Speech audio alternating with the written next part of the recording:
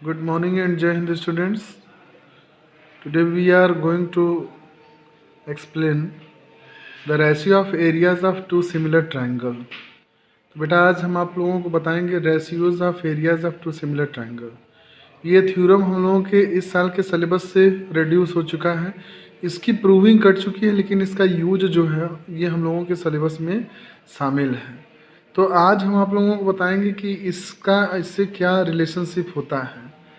तो अगर दो ट्रायंगल आपस में अगर सिमिलर अगर गिवन अगर हैं, यानी अगर इन दोनों ट्रायंगलों में सिमिलरिटी का रिलेशन अगर है, या हम कह सकते हैं कि कोई भी दो ट्रायंगल अगर सिमिलर अगर दिए गए हैं, तो उस केस में जो एरिया का जो रेशियो है वो क्या उनके हमने यहाँ पे बताया है, the area of triangle are equal to the, यहाँ पे if the two triangles are similar then ratio of areas of triangle are equal to the ratio equal to the square of ratio of their sides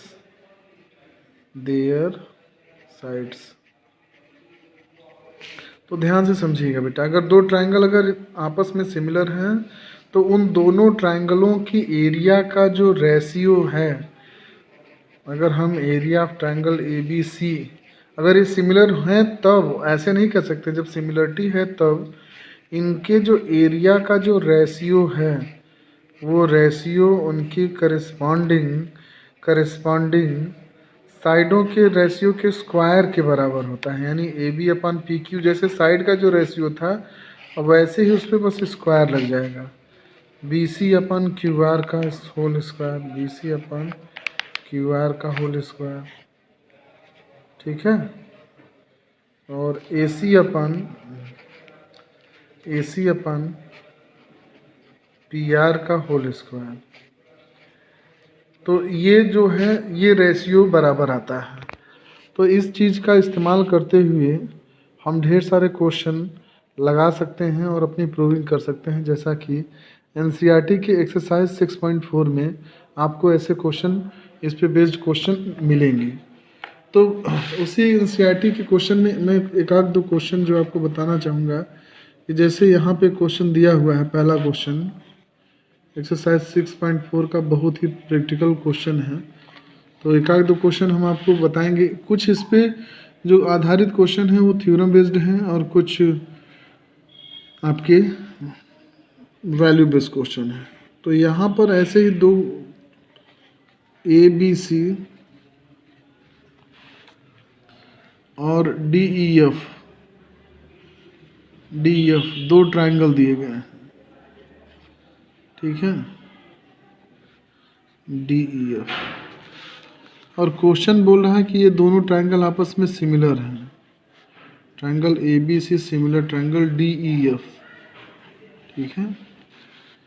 और इसकी जो area दिया हुआ है, area of triangle A B C, इसका area दिया हुआ है,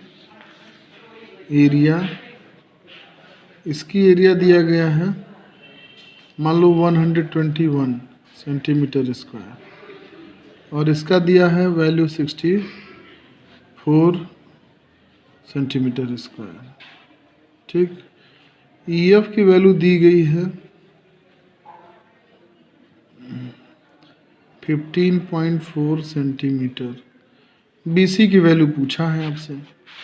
तो दोनों ट्रायंगल अगर सिमिलर अगर हैं तो ट्रायंगल ए बी सी और ट्रायंगल डी ई एफ का जो रेशियो होगा उनके करस्पॉन्डिंग साइड के रेशियो के स्क्वायर, सभी साइडों के स्क्वायर के बराबर होगा उनके रेशियो की। तो ए बी का डी ई के साथ, तो बी सी का ई एफ के साथ।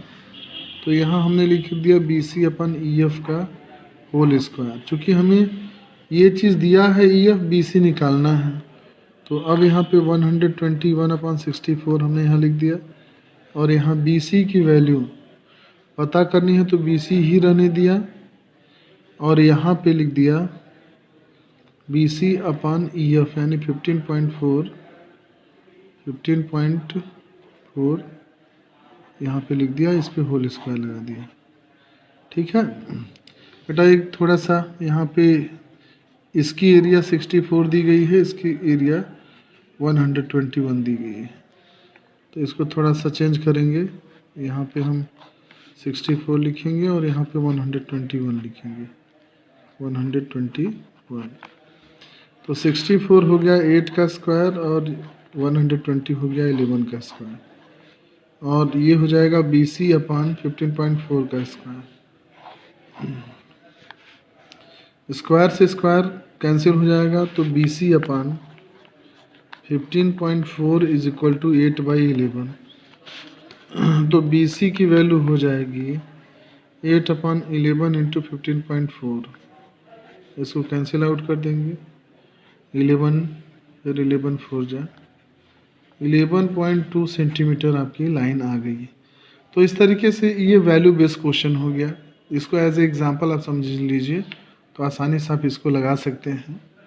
और फिर इसके बाद आपसे प्रैक्टिकल क्वेश्चन भी पूछे गए हैं, तो आप एक्सरसाइज 6.4 के क्वेश्चन लगाइएगा, और जब आप प्रॉब्लम फिल कीजिएगा तो आप क्वेश्चन हमसे पूछ लीजिएगा।